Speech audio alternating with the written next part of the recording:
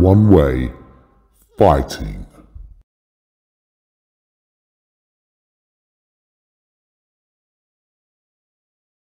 Hello, you're free to one-way fighting with me, Neil Smith.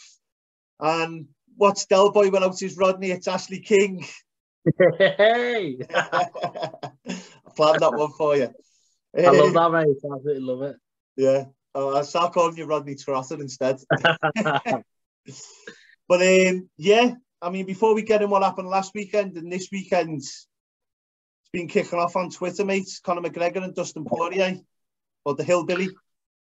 Yeah, I'll be honest. I get a lot of nervous energy. I know that sounds dead weird, but when I was reading the messages from both sides, but more so from McGregor, it was like I was getting that like nervous energy, as in kind of obviously it got a little bit personal, but like an uncomfortability from McGregor. I mean, and then for McGregor to kind of in one of his tweets say, "Oh, by the way, I'm not fighting." It kind of showed me like as his Askren kind of. I don't know. I got a weird energy from it. There is that element to it, like, but do you think that maybe they're just selling it? I don't know. I mean, personally, if that was me and I was Dustin Poirier and he hadn't said the money, I'd contact him before I start putting it on Twitter, putting him on blast. Well, I think he did. So this is just me going from the tweets. So Poirier's team reached out to McGregor's team, didn't they? And obviously, you know, trying to chase the money. And McGregor's kind of saying that he wants to know where the money was going. What did he say, sorry? They want to break down like due diligence of where the money's going. It's not just going in your pocket. Exactly, yeah. So like, $500 not just going walking. Yeah, exactly. But Dustin Poirier countered that by saying, we've sent out all the information to you. You've got it, but no one's responded to us. So I don't know. From that argument, I am kind of thinking, what's happened there? I can see a factor where McGregor's kind of lost the fight. He's pissed off, and it's like bad boy McGregor, kind of like where he's just like, well, fuck the kids then. No, not doing it. Which would be quite funny, to be fair. Yeah, I mean, which is the better way to piss off Poirier, to beat him or to take the fight away from him and take his money off him? Because he only made $1 million last time. He's going to make about 10 this time or whatever. Yeah, and an interesting thing is, if he pulls out the fight and, you know, doesn't fight, then Dustin Poirier is left in a situation where he's gave up the chance to fight for the title, to fight McGregor. So if he doesn't fight McGregor, he obviously puts him back like another 6 months, maybe even a year then, to see what happens with the title picture. So I think a bit of a weird one. I mean, if McGregor is ducking it, it's down to these calf kicks, so they say. So for anyone watching, if you haven't seen it, I don't know why you haven't. Everybody's seen it, but he was doing these calf kicks, and it wasn't so much that it was hitting the perennial nerve and it was stopping him. It just swelled, didn't it? Or I don't know if that's a side effect of it hitting the perennial nerve, that it swells up underneath and it just holds blood, doesn't it? Yeah. So there's that. So for people that haven't watched it, there's an interesting video on YouTube, and of course it's on Joe Rogan's podcast. But he's talking to this referee. Now, the point why I would mention this is because both of them are saying that it's not kind of a conclusion of do this to defend calf kicks or do this, do that. It's the fact of it's discussing why. Why is the calf kick doing damage? Why are MMA fighters finding it so hard to deal with it, to check it properly, to obviously move out the way? It's quite an interesting video where they kind of break down the difference between like the Muay Thai fighters and how they can deal with it, and obviously the MMA fighters and why they can't. I mean, with that calf kick, the reason it's so effective on McGregor is, I mean, it's why a lot of them throw it. I mean, whether he's got the karate stance or the boxing stance, he's lead foot forward. And the one thing you see with McGregor is he leans in heavy on his front foot. Heavy on it. To pull and hit with the counter. But the problem he's got is when you lean heavy on the front foot, it's hard to check. Or if he does manage to check it, then he's still blown what he's doing. Yeah. You know, his best response for me, I mean, if he's leaning in on the front foot, he should be blasting his way through anyway, because the best thing to do is to rush him and put him on the back foot.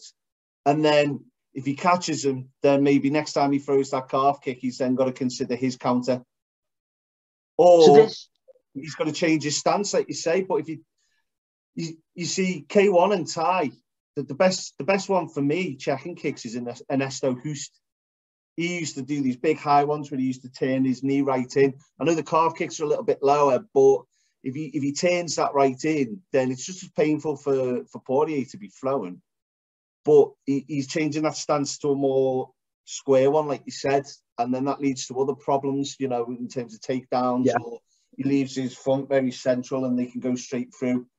You saw Alistair Overeem had that very central stance, and you've seen Travis Brown hit him right down the front with that big front kick.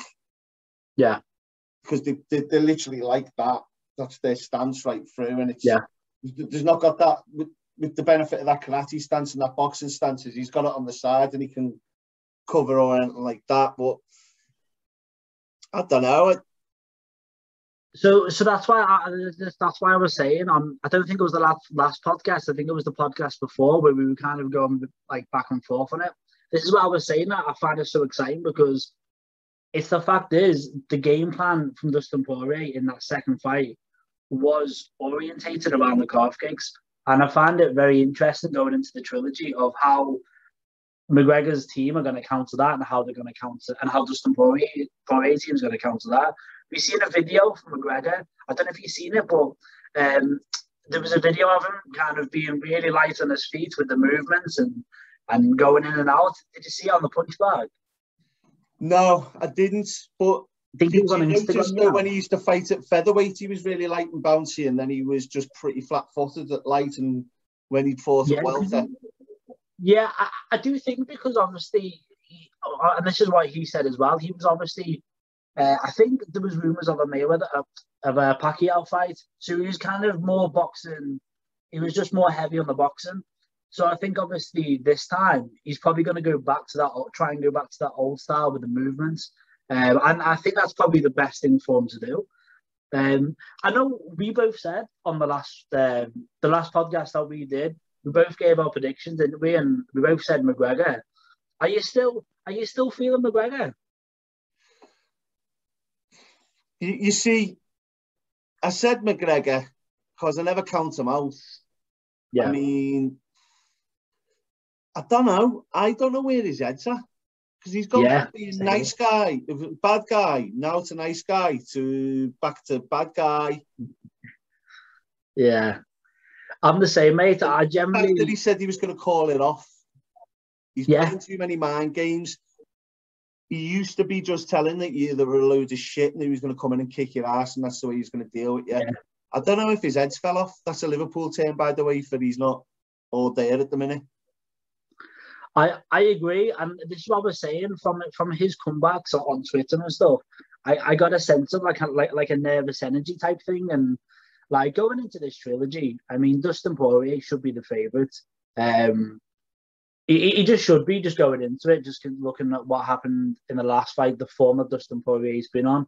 The reason why I said McGregor was McGregor in rematches. Like I just feel he's so intelligent that he'll just be different. But then, I don't know, kind of looking at the responses of like what you said, kind of where his head's at. I don't know. I think I'm probably now going towards Dustin Poirier. I don't know. It's just that it's that nervous energy that I'm feeling from him. I had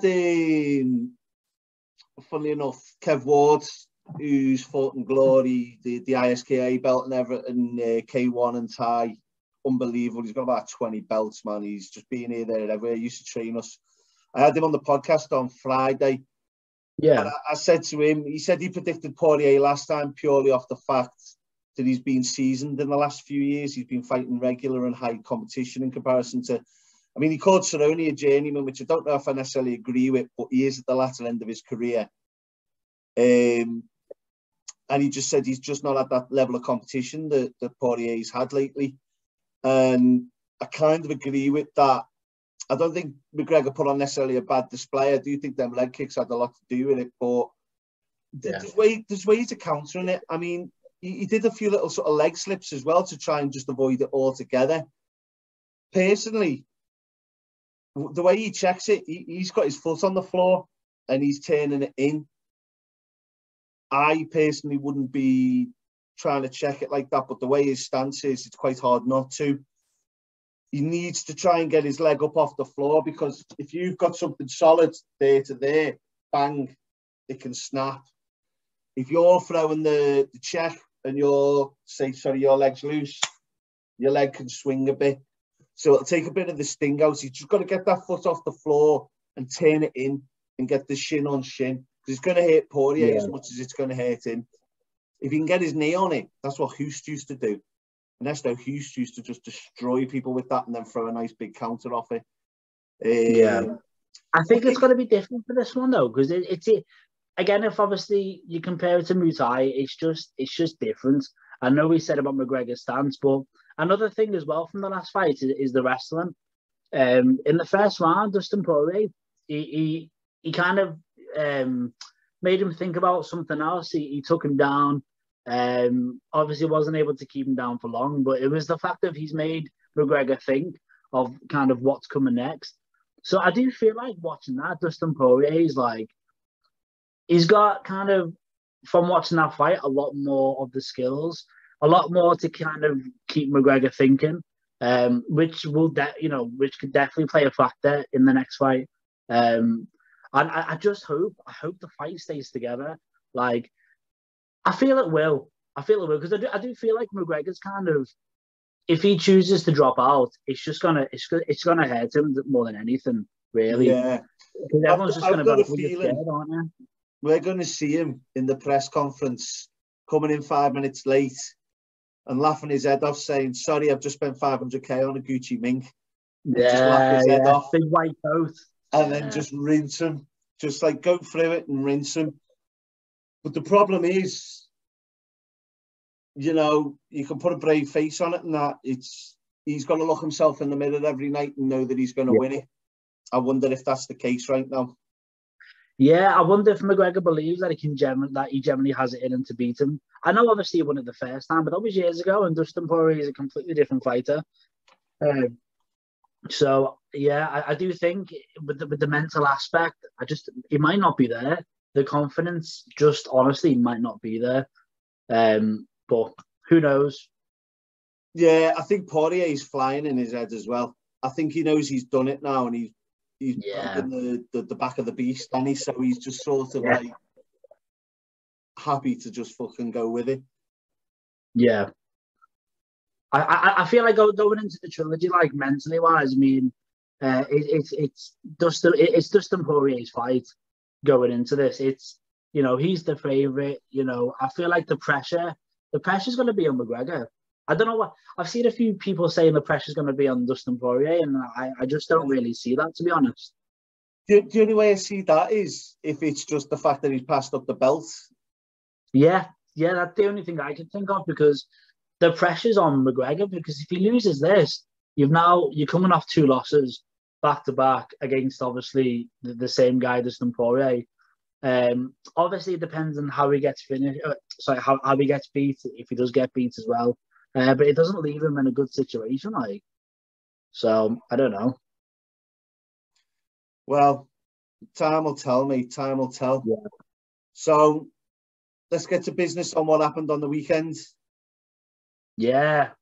You were honestly, right again. I was right. So I will be honest, like going from the last podcast, the fight went how I thought it was going to go, to be fair. And I said I don't think it would have been an easy fight, but it would have been, I said a decision win, and it would have been a grind, and he would have just grinded out a victory. And that's what he did. But I'd say with this one, there was no negatives on Holland. He just got beat by a better guy, just got out-grappled. Yeah, so I think he did show glimpses of what I thought, his technique and stuff like that. wasn't so much that he looked better on the floor or anything, but he had a few escapes. He had a little scramble every now and then. Yeah. Yeah, he was more active, I thought, wasn't he was trying to obviously, you know, he wasn't just maintaining position, he was generally trying to improve the position and actually get up. But yeah, Vettori was just better, was able to just keep him there. It was a shaky first round, wasn't it? The first round was a bit shaky. But then Vettori managed to kind of use his experience and just grind out a nice decision. Can I ask you something though? Yeah. Could you be asked watching Vettori? Do you get excited watching him? So watching the Jackmanson fight, I'll be honest, I was excited for that fight. Only because Jackmanson's on a bit of a win streak, and you know, he was like the next guy, and then when obviously Vettori beat him, and then obviously the fight was announced for Darren Till, I was excited. And then obviously we do the podcast and everything like that. And obviously you give out your opinions and stuff, which kind of makes you more intrigued about the fight as well when you kind of break it down. And I know what you mean. He doesn't have a explosive style. He doesn't have a lot of finishes, really. I think he wins pretty much by submission or decision. And I don't think his ground game's that exciting that when you see him come up against someone of a better caliber, he's not gonna shine. I just don't think he's gonna shine. I think in Kevin Holland, basically, the secret had been unlocked by Brunson a couple of weeks before, and all he had to do was replicate it because Holland hadn't had the time to improve. I mean, he'd obviously shown a better showing of himself. I think he had some good striking, to be fair, with Holland. Yeah. But Holland caught him a few times as well. I just think for Holland, it was maybe a bit too soon to take it, but... You know. I agree with that. Yeah, I do agree with that, to be fair. Obviously, Vettori's game plan, and I feel like his game plan with Darren Till would have been the same. I think we can clearly see that he was obviously going for a wrestling base. I feel like that's what he was going to do with Darren Till, to be honest. But he did what he needed to do. He got the win, and now he's in. I wouldn't say he's in the discussion to fight for the belt.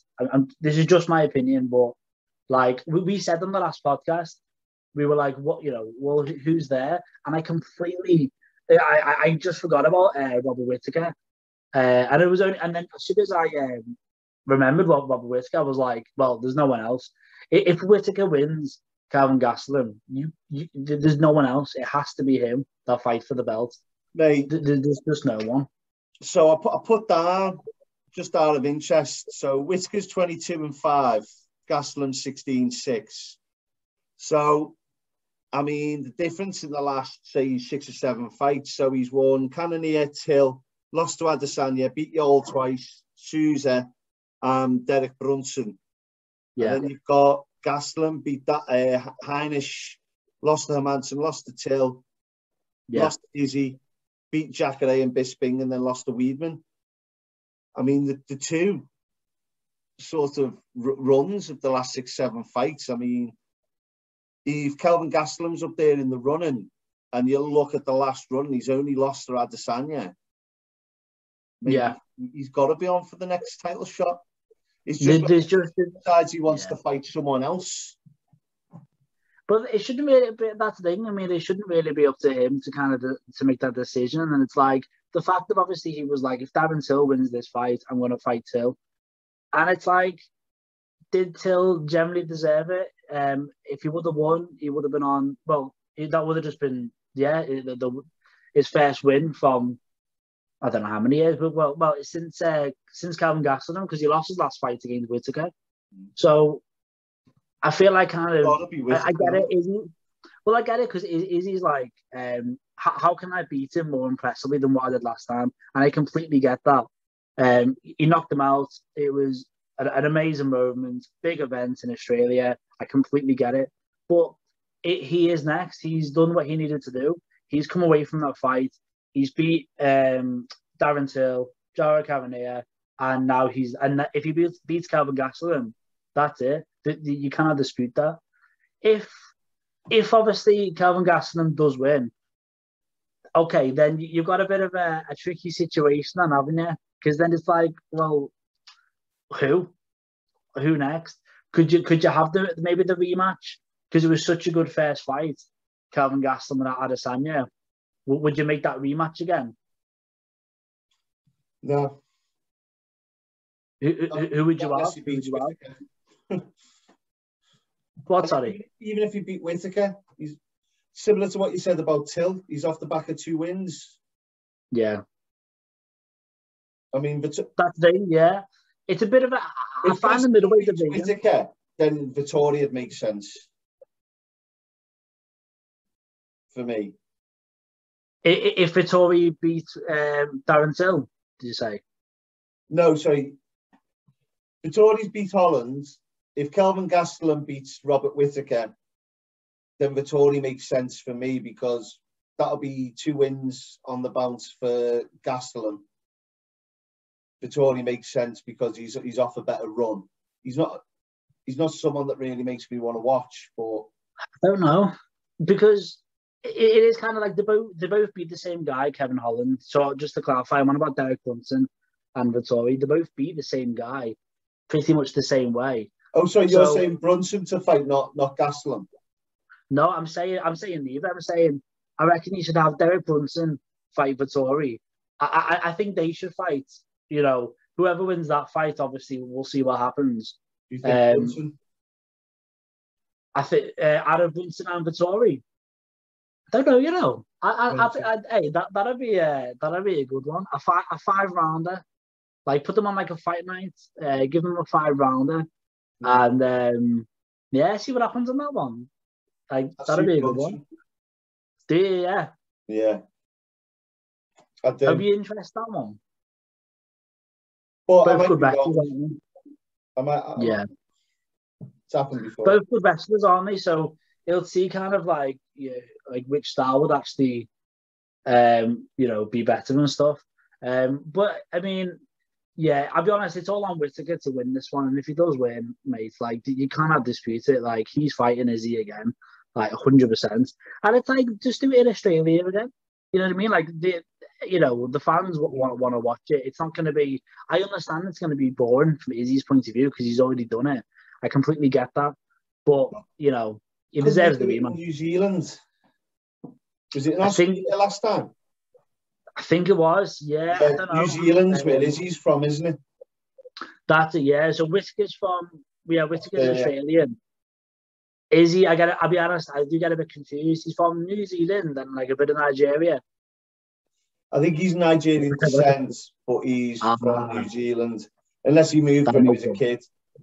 Can't keep up with everybody's backstory, man. They've all got some special story to tell you. One time I had eaten some fucking shit out of a bin and it was terrible, and I cried for 24 years until I was UFC champion. It was fucking horrible. Just Ningani, mate? Fucking hell. Yeah, well, he had a bit of a different story, didn't he? Really. That motherfucker was digging mines. Yeah, right. Like, his stories, boss. Like, yeah. He's a nice guy as well when you see him talk, mate. Yeah, he is. Yeah, when he won, it was a proper feel-good moment. A very feel-good moment. What did we spoke about this actually on the last podcast, didn't we? The fallout of what's next for him and then John Jones and all that. I think we spoke about that on the last podcast. I don't think there's been any updates, has there? No. On that one? No. No. But yeah, the middleweight division though, it is kind of, at the minute, I just feel like it's a bit reckless, isn't it? Not much order, especially if Robert Whittaker loses. Like, I honestly do not have a clue. Yeah, maybe put Luke Rockhold in there. I don't know. I think we're both predicting Whittaker, though, aren't we? So we were saying then, what's your prediction on your man there, Whittaker versus Gastellum? Yeah, I feel Whittaker. I'm going to go with Whittaker. In regards how he wins, I don't know if he'll be able to finish Kelvin Gastellum. Kelvin Gastelum's never been finished by strikes. He's only ever lost by decision or submission. So I've got a feeling Whittaker by decision. Well, what did you say? Do you not think he'll get it done though? I do. Do you reckon he'll TKO him? Yeah. I hope he does, to be honest. I love Kelvin Gastelum, but I need Whittaker to make a big statement. I want him to go out there and like put a statement and be like, "I'm next." But there is no one else. Like, I want it to be that type of fight and then that type of win. So I hope he can finish him. I hope he can TKO him. But I'll probably say Whittaker by decision on that one. Hopefully I'm wrong on that one. Yeah, I see him stopping him. You know, I just think it's a 5-rounder. I think Whittaker's just too much for him. Like, yeah, I'm hoping so. Yeah, he's quite clinical, Whittaker, and he's got some power in him. So good. He's beat some people, Gastellum, but I just feel like his run at the minute, he's not in his twilight yet, but he's just heading that way. He's been in the game for a while now, hasn't he? Yeah, I remember when he was on the Ultimate Fight, or the Ultimate Fighter with Jones and Chael Sonnen. And he beat Uriah Hall in the final, and it was like a big shot type thing because Uriah Hall was a favourite in that one. And yeah, since then he has been on a good run. I mean, even in his losses, like he's looked good. I mean, the loss to Izzy, I mean that was like fight of the year. That was fantastic. And then he lost to Darren Till in a close fight, split decision. Yeah. And then he got heel hooked. He got caught in a heel hook in the fight. He was winning that fight, by the way. That was Jack Hermanson. He was winning that fight, and then he got caught in a heel hook. So, you know, he's even in his losses, like he's been good. So you've got to do that little bit extra, though, haven't you? Got a bit extra. Well, you've got to do that bit extra, though, haven't you? And I feel like if he gets the win, I don't feel like it's going to be like he's going to put Whittaker out or anything like that. I mean, he KO'd Bisping and that, like. He's got good KO power, mate. Like, and he's fast as well. Like, so you know when they were scheduled to fight years ago, and it never happened. I actually chose Kelvin Gastelum by KO. That was my prediction years ago when they were meant to fight.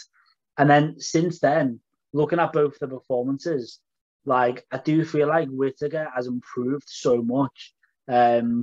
Just with that loss to Izzy, he's kind of more calculated. Doesn't rush in as much. He's still got the intensity though. I just feel like he definitely gets the job done this weekend. So moving on from that, it's a big weekend that people are going to be watching at UFC. You got Rumble v Yoel, and you got Jake Paul and Ben Askren on Saturday. Yeah. Which one do you want to start with? Yeah. Rumble v Yoel. I've got to say Rumble. I think Rumble does it. Obviously, the only thing anyone can go on is the old Rumble of you know, haven't seen him since, have we? So we can just go from that. And I feel like, I just see him getting the job done. Do you think he'll finish Yoel Romero, or do you think it'll be a decision? Oh, I think if he wins, he finishes him. You see, the problem is, you remember what caught he hits a Rumble, and Yoel, even though he's getting on, is an Olympic wrestler with cardio, and if he just wrestles Rumble for a round or two, you could be seeing him getting done. He just never does though. Like he never used his wrestling. It was like he just used it defensively. And I don't see him changing it now. I feel like he's just gonna come out and just strike. And I feel like Anthony Johnson's just gonna, hopefully anyway, have that power. But I don't know, like he might be sensible though, mightn't he? He'd be sensible to do it. Yoel Romero, 100%. Yeah, 100%. If he goes out and uses wrestling, it'll be the best thing for him against Johnson. Whether he will, I don't know. I don't think he will. I don't know why he'll start now. But yeah, I think Rumble. I don't know by KO. I don't know why, but I can't imagine him to KO him. I hope he does. Oh yeah. But I'm going to say decision. Got the power. Like Yoel Romero is just so tough though. Like, he's just so hard to finish, isn't he? So hard to just put away. If I was his corner, I'd say to Yoel, wrestle him for 2 full rounds and then knock him out, because he's going to be gassing. You don't have to choke him. You don't have to finish him that way. Just wrestle him for 2 rounds. He's not fought for about 4 years. Yeah. I don't care what you say about his cardio. He's going to be goosed after 2 rounds of wrestling. They're doing 5-minute rounds, I assume. So that's 10 minutes of wrestling. Yeah. And he's going to be standing there just breathing out of his ass. Knock him out. So I agree. That would be a good game plan, but I just don't think he'll do it, and I don't know why. Like, he just never uses the wrestling. Just a soldier of God. He'll just go in and fight. Flying knees, spinning back fists, and all that. That's what he'll do. I feel like Anthony Johnson on that one. Is that 5 rounds or? It's hard to tell with Bellator. Yeah, I didn't check. It will be. It's a quarter final in the Grand Prix. So I'm assuming if it's quarter final, they should be doing 5 rounds, really, shouldn't they? And the winner of this one will fight Bader, because Ryan Bader beat Lyoto Machida, didn't he, last week? Oh, could you imagine that though? Hey, wouldn't that be good though? So say if Anthony Johnson wins, and then he fights Bader, Bader will have the chance to avenge 2 losses there. He would have avenged the loss anyway against Lyoto Machida. Then he gets a chance to avenge it against Anthony Johnson. That'd be massive for Bader, like. Yeah, I like Ryan Bader, but I just still see him getting KO'd. Against Anthony Johnson, yeah. I like Ryan Bader, like, I think he's one of the best lightweights in the world. Like two division champion in Bellator. Even in the UFC, mate, he had a good run. It's just when he gets to them, like the elite of the elite, them powerful strikers, he just can't deal with them. And then in Bellator, he lost, didn't he, against that Vadim? Can't remember his name, but he lost again. He got caught with a head kick and then got finished. That was that was for the light heavyweight belt, and he lost. So he lost the belt, didn't he? He's still the heavyweight champion though. So still good though. Yeah. He's one of them, like, again, a bit like Vettori. He's good. I just never really get excited to... Really, yeah? Yeah, it's not bad on his part. I watch his fights, like, but it's not like, if you said it was on Saturday night, you wouldn't be staying up for it in England. You'd be watching that the next day. Yeah, I mean, I hardly stay up for any fights now. Like, I just can't, mate. Like, I just watch it the Sunday morning now. I can't do it. Can you? I do sometimes. Like, if it's a good card, I'll stay up for it. You see, I'm not that excited for Usman Masvidal, but the rest of the fights on there, I might stay up for them. Yeah, that fight card looks so good. Yeah, that's a sick fight card. I know what you mean, by the way, with the main event. It's a bit of a weird one because everything out the equation, just them two with no backstory from the first fight, doesn't it really intrigue me? But because of the attitudes and the bad blood, that's what makes it exciting. Yeah, like the whole card looks good, and then I just see that. I just remember watching the first one and just thinking, a bit of an odd way to use to describe it, but damp. Just like it was good. Like, Usman put on a show. Masvidal did well considering, but I just wasn't highly entertained by the whole affair. Like, you know what I mean? It was just a bit. Yeah, I get it. No, I completely get it. I said going into this fight, I think it's the story and the attitude and the bad blood that make it exciting. To be honest, it's the fact of obviously Masvidal. It's kind of like he knows something that none of us know. He clearly felt something in the first fight that's like, I've got his number. Like, give me a full training camp and I'll beat him. And then on the other side, you've got Usman, who's normally quite a relaxed guy, normally quite like, I'm going to dominate him in every single second, every single minute, every single round. Don't want to finish him. I want to just make him suffer. Whereas with this fight, he's like, I want to finish him. I want to put him away. It's like an angry Usman. So it's just the backstory and the attitudes that excite me. Yeah, and I mean, I think also he knows he's not exciting just doing that little punishment up against the fence and all that. You know what? Remember when Cain Velasquez did it to Junior Dos Santos? That was punishment. That was Almost good. like Dos Santos's face looked like something off Star Wars, and that was exciting. But then when I watched him sort of punish him up against the fence, Masvidal, it was like he stood on his toes a few times. It was and punishment, but not in the same category. Yeah, I know what you mean. Yeah, so that's what I'm saying. With no variables to it, nothing else to it. You just that fight and going from the last fight, not the most intriguing because I don't really see there being much difference with this fight, to be honest. You know, I do feel like Usman's going to use his wrestling, and I do see it being a wrestling affair. But we have seen it. Usman in his last fight used his striking. Obviously, he's getting really confident with that. You know, no two fights are the same. You know, this fight was awesome. Has the potential. The Covington fight was awesome. But you'd be more prepared to trade with Covington than you would Masvidal. Yeah, which is why I'm a bit like, I don't know. It depends where Usman's head's at. If he's being honest and he's going to do what he says he's going to do, going to go out there and finish him, then it's kind of like, well, how is he going to do that? Is he generally that confident in his striking now? And especially from his last fight, like, you know, and I think a lot of fighters can speak for this. When you get that taste for a knockout, it's kind of, you become kind of like, kind of obsessed with it. We're kind of chasing that down. And I do feel like as Usman kind of, you know, he finished Colby Covington by strikes, finished Gilbert Burns by strikes. Is he kind of getting a bit used to it now? And, you know, he kind of wants that against Masvidal. Because that can play into Masvidal's hands. So it's quite, it's going to be quite interesting, that one. I feel like Usman is a really good fighter, great champ, but doesn't get the same notoriety as one of the more exciting champs.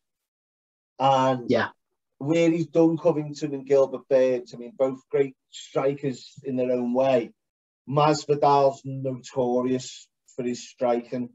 And maybe that's sort of like the, what's it called? The fucking holy grail for him.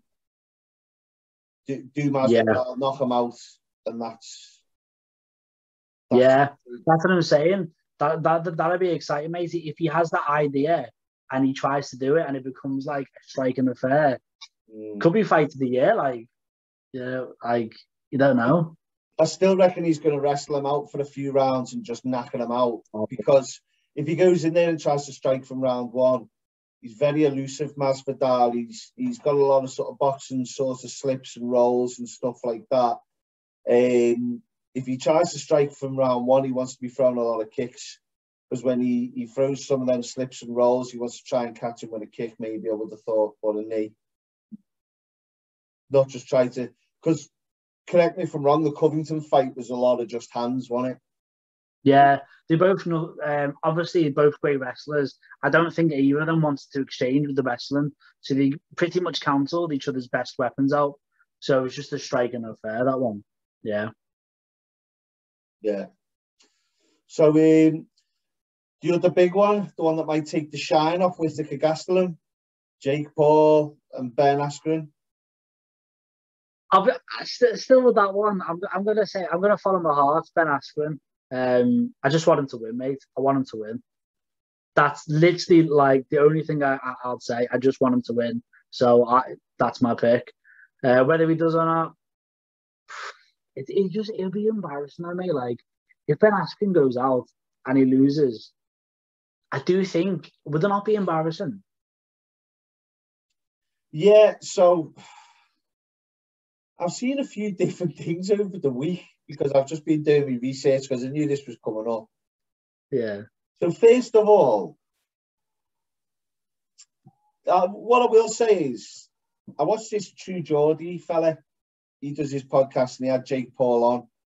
And he's not as much of a dick when he's not living up to the cameras as I thought. Yeah. He's putting on a big persona. Don't get me wrong, some of the stuff he does is a bit girly and all that shit, and it's not really my cup of tea. Yeah. But he came across a bit more sort of level-headed than that when he was on that. But that being said, when he did the presser beforehand and they were pushed him in the face and all that. Now, first thing I thought was he was a dick, which I may be thinking he's not so much now. But I watched this thing, this Geordie fella, not True Geordie, a different one, and he does sports psychology, and he breaks down every little sort of, you know, micro sort of movements in your face and what you're doing with your hands and all this. And Jesus Christ, I mean, you can tell he's got his head down and stuff like that at some points, but he's like stroking his knees when he's saying stuff. He's got his head down, he's stood away a couple of times. I mean, the bit where he does that little bitch tickle, I picked up on, that wasn't, you know, but the way he's pushing them away and everything, he just looks so much like he doesn't want it. So this, just to clarify, this is Jake Paul. Yeah. And then when you just look at Ben, because I don't always study their posture sometimes, like the way this guy does. And Ben Askren just looks so comfortable. At the same time, I've seen a bit more of the sparring footages, and neither of them are massively impressing me. Yeah. But again, are they releasing stuff that they want you to see? Yeah. I mean, and as well, like, if you're watching it from just a boxing standpoint, I mean, the boxing technique on them is not going to be as high level as what kind of you used to seeing if you were watching, you know, two actual professional boxers. You know, and I think like I'll probably go from what Colby Covington said. It's like he's not going to come out for a boxing match. He's going to come out for a fight. So this has been Askren, and the game plan of kind of him going out and clinching, making them tired, you know, and getting a decision. I can just see that game plan in my mind.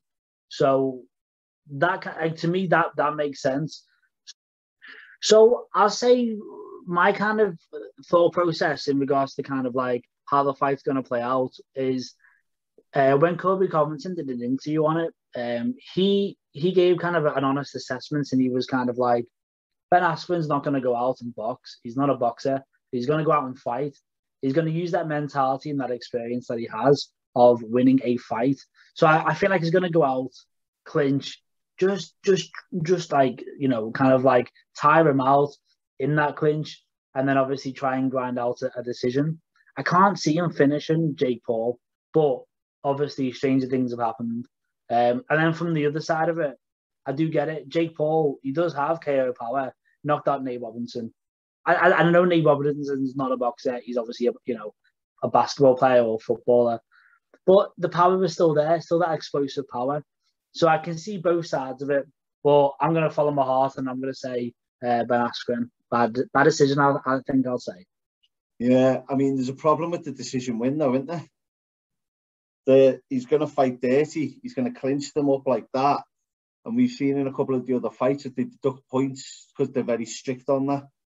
So he might outbox them and get points took off him. And if they have a few close rounds in the beginning when he's not gassed, he could end up losing on the points or end up coming out with a draw because he's had points deducted for doing the high clinch, because you're not meant to grab around the back of the neck. It depends how strict the referee is.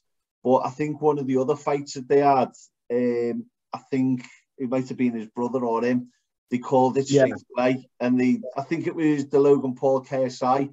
He was doing a big tight sort of grip around his neck, and I think they deducted points there for it. So they're happy for him to go in and fight dirty to a degree, because he'll get points deducted. If it gets to the end, he can pull a draw or a win off the back of the points dropped. Yeah. But Jake Paul as well, KO power, yeah, but Nate Robinson was just fucking stood in front of him, running towards him. Ben Askren's not that daft, is he? I mean, my heart still says Ben Askren. I just don't know how encouraging some of the stuff is that I've seen. Before the stuff he was releasing, it was like, of course he's releasing that. I've seen some of the sparring footage. It's not too bad. I still think he'll probably TKO him in the 6th or the 7th. Do you reckon? Yeah. I just feel like he's going to have to pressure him, and he's trying to drag him into deep waters. And I don't feel like Jake Paul's going to, after seeing that sports psychology thing, yeah, I don't feel like he's got it. Yeah. Like if someone put their hand in your face, bang, shut the fuck up. No, tickle and push as far. I just feel like that deep water situation, he's got knockout power and he might have a bit of technical ability, but he's not had one challenge yet. And you can tell me whatever you want about sparring, but you know as well as I do, sparring is not a fight. Yeah. And that's the thing going into this fight as well. It's kind of like the level of competition they both had. And you've got Jake Paul fighting, you know, celebrities, and you've got Ben Askren fighting, you know, the best of the best in MMA. You know, Olympic level wrestler, you know, multiple organization champion in MMA, and now he's in boxing. So he's got that mentality there to obviously put the work in. So yeah, I'm gonna go with Ben Askren on that one. Fingers crossed. Yeah, fingers crossed. I want to see what the betting's like for that one, actually. Yeah, I think we'll go with decision on that one, yeah. Yeah. I hope I'm wrong on that one. I hope he gets the finish. I hope he does. I can see, you know, everyone keeps saying Ben Askren's got no power. He's got no power in the sense of... that explosiveness. Yeah, but it's a different type of dynamic power to gripping people and squeezing and stuff like that. Yeah. But mate, he's still an MMA fighter. He's got to have some power. He's done ground and pound before and stopped people. I feel like I think with the Ben Askren, it's more volume. With them stoppages in MMA, it was ground and pound, volume, and then tiredness. I think that's why I say TKO. But I feel like it's going to get to a point he's not defending himself. So that's because and that makes sense. Like if he was going to get a stoppage, it would not be a one-punch KO. I think we can agree on that, but it would be like a referee stoppage of like volume punches. And I honestly hope that happens. But for some reason, I just think he'll get a decision. I don't know. Could even be a draw. Could the judges just could be corrupt. And you know what boxing judges are like, mate. Yeah. I mean, and then do the rematch for the money. You don't know, do you? Like, yeah, Ben Askren seems to be like he doesn't want to do it. And again, boxing wise, he just said he's took the biggest payday of his life, and he's just like he said he'd always be open to it, but he said he'd already said like it started to turn into a grind more than fun. I get that. To be fair. Yeah, but yeah, maybe this weekend, like so many good fights. To be fair, it's gonna be a busy one, and it's my birthday as well next weekend, everyone. Is it? Yeah, another big event, everyone. Yeah. This weekend or the one after? This weekend, Sunday. Right. Big one. No worries, mate. No worries. You heard that here first. Yeah, no worries. Well, I think that wraps everything up, doesn't it? So make sure you like and subscribe. Hit the notification buttons for more content. And we'll see you soon. Enjoy, guys. Later.